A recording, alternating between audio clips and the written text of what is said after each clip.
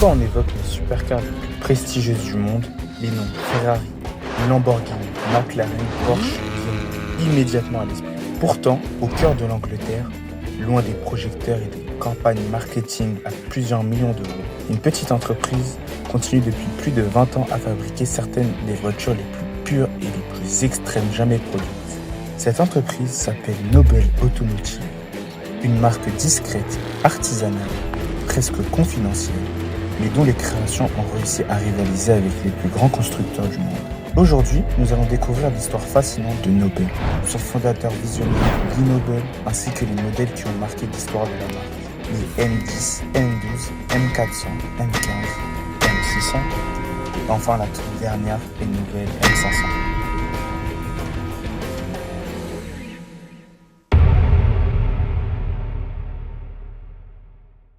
Pour comprendre Nobel Automotive, il faut d'abord comprendre son fondateur. Lee Nobel n'est pas simplement un entrepreneur automobile. C'est avant tout un ingénieur passionné par la dynamique automobile et la recherche de sensations pures. Né en Angleterre, Lee Nobel commence très jeune à modifier et construire ses propres voitures. Contrairement à de nombreux dirigeants de grandes marques automobiles, il n'est pas issu d'un groupe industriel. Son approche est celle d'un passionné qui cherche à résoudre un problème simple. Pourquoi les voitures de sport deviennent-elles de plus en plus lourdes et complexes ? Dans les années 1980 et 1990, il travaille sur plusieurs projets automobiles britanniques avant de fonder sa propre entreprise. En effet, avant de créer Nobel Automotive, en 1999, Lee Nobel s'est surtout fait connaître grâce à son travail chez Ascari Car, une petite marque britannique de voitures de sport fondée par l'homme d'affaires néerlandais Claes Swart. Parmi ses projets les plus connus auxquels il a participé, il y a eu la Ascari Écosse, qui utilisait un moteur BMW V8 de 4 litres 4 développant environ 300 chevaux. Pour l'époque, ses performances étaient déjà très impressionnantes car elle abattait le 0 à 100 en 4,6 secondes et atteignait une vitesse maximale supérieure à 300 km/h. Il a développé la A410.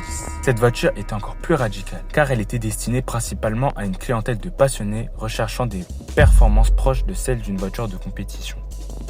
Lee Nobel a également collaboré avec plusieurs constructeurs britanniques spécialisés dans les voitures à faible volume de production, notamment dans l'environnement des kit cars et des sportives artisanales. Cette période lui a permis d'acquérir une expérience précieuse sur la conception de châssis tubulaires, les réglages de suspension, l'aérodynamique et les contraintes de production à petite échelle. Ce qui a fait que renforcer son obsession sur les voitures à faible poids avec une excellente répartition des masses. Lee Nobel considère que la plupart des constructeurs recherchent la puissance avant tout. Mais lui, il recherche l'efficacité. Il répète souvent qu'une voiture légère de 400 chevaux peut procurer davantage de plaisir qu'une voiture de 700 chevaux pesant 2 tonnes. Cette philosophie influencera tous ses modèles.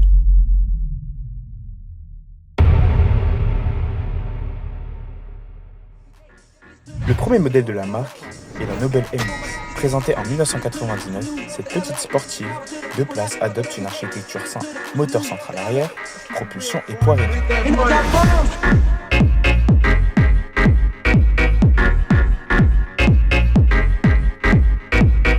Il s'agit d'un petit cabriolet produit en petite série. La M10 n'est pas destinée à battre des records de vitesse. Son rôle est beaucoup plus important. Démontrer que Nobel est capable de construire une véritable voiture de sport artisanale. Même si sa carrière commerciale est courte, elle permet à la jeune entreprise d'acquérir de l'expérience et de préparer son futur succès. Ce futur succès portera un nom devenu légendaire, la Nobel M12.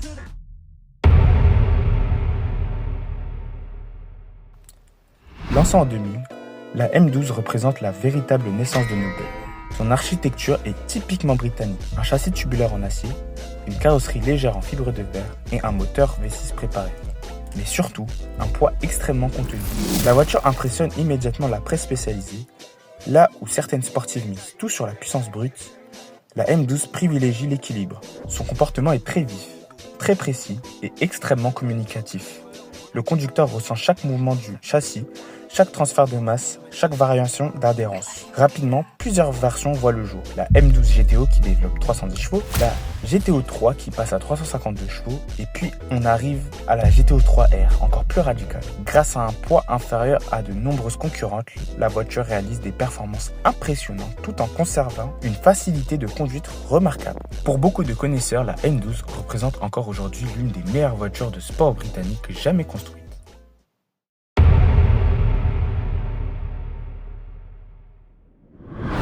En 2004, Noble dévoile ce qui deviendra l'une de ses voitures les plus célèbres, la M400. Et son nom n'est pas choisi au hasard. Il fait référence à son rapport poids-puissance supérieur à 400 chevaux par tonne. La philosophie est simple. Plus légère, plus puissante, plus rapide, plus radicale. Le moteur V6 3 litres reçoit de nombreux composants renforcés, des pistons forgés, des arbres à cam modifiés, une gestion électronique spécifique et surtout 2 compresseurs Garrett. Le résultat ? 425 chevaux, 529 Nm de couple pour seulement 1060 kg.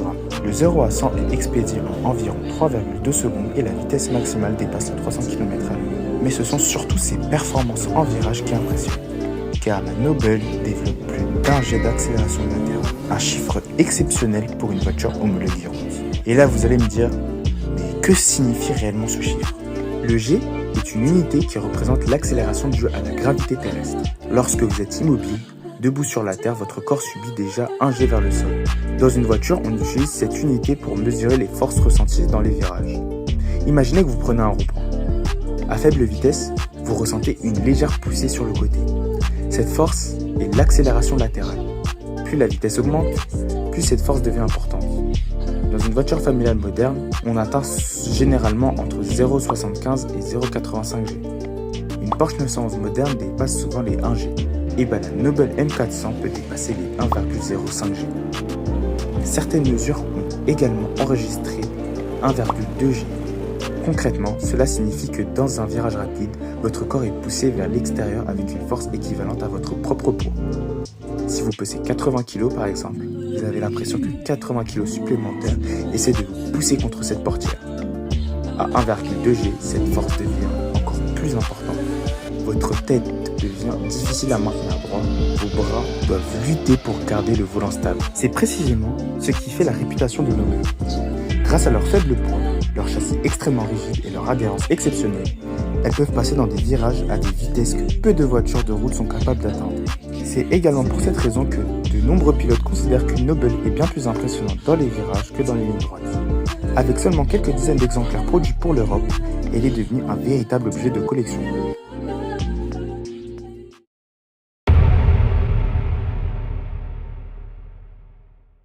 Après le succès de la M400, Noble décide de voir plus grand. Le constructeur souhaite désormais concurrencer directement Porsche et Ferrari. Ainsi naît la M15.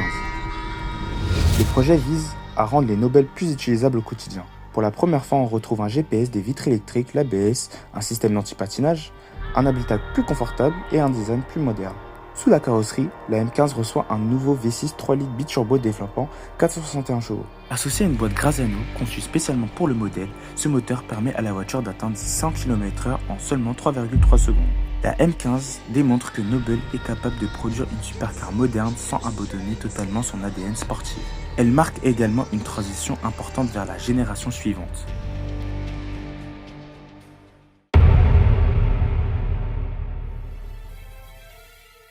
En 2009, Noble dévoile un projet qui va bouleverser l'image de la marque, la M600.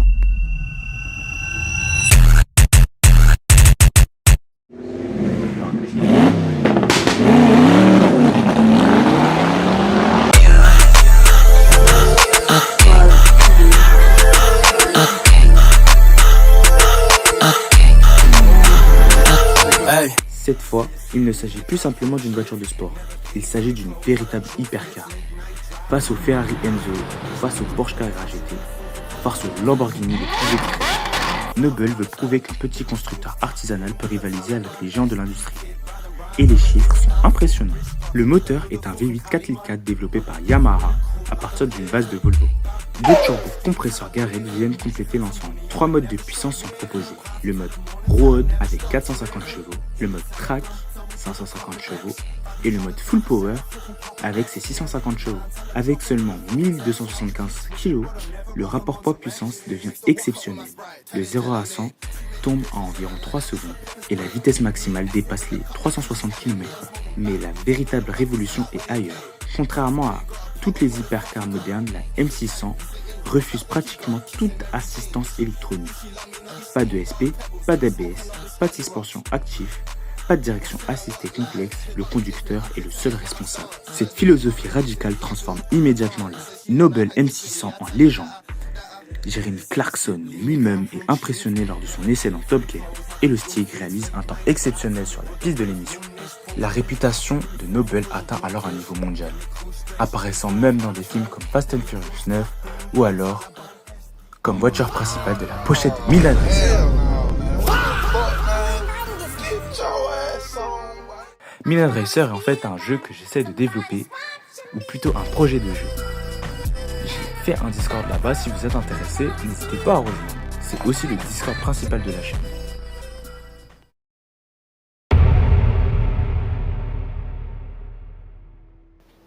Présentée pour la première fois à Goodwood en 2018, la M500 représente la nouvelle génération de Noble. L'objectif est simple, conserver l'esprit de la M600 tout en proposant une voiture plus accessible. Sous le capot se trouve un V6 3,5 litres biturbo dérivé de celui de la Ford GT. La puissance atteint environ 550 chevaux. Mais ce qui fait sourire les passionnés, c'est sa transmission. Alors que presque toutes les supercars modernes utilisent des boîtes automatiques à double embrayage, Noble conserve une boîte manuelle à 6 rapports. La M500 reprend environ 70% de la structure de sa grande sœur. Son châssis reste extrêmement léger, sa construction demeure artisanale, chaque exemplaire est fabriqué à la main en Angleterre. Mais la voiture se veut plus conviviale, l'habitacle est plus spacieux, l'accès à bord est facilité, le freinage demande moins d'efforts, la voiture est plus adaptée à une utilisation régulière. Selon Noble, rien ne peut remplacer la satisfaction procurée par un véritable changement manuel. La M500 est donc pensée pour ceux qui aiment conduire, pas simplement accélérer, conduire. Une nuance essentielle pour la marque. Dans un monde automobile dominé par les écrans, les logiciels et l'assistance électronique, Noble représente une exception.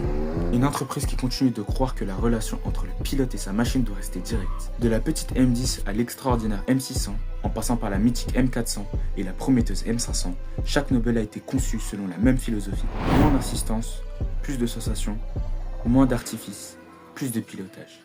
Et c'est probablement pour cette raison que malgré sa petite taille, Noble est devenue l'une des marques les plus respectées par les véritables passionnés d'automobile. Car chez Noble, la voiture n'est pas simplement un moyen de transport. C'est une expérience, une émotion, l'art de conduire dans sa forme la plus pure.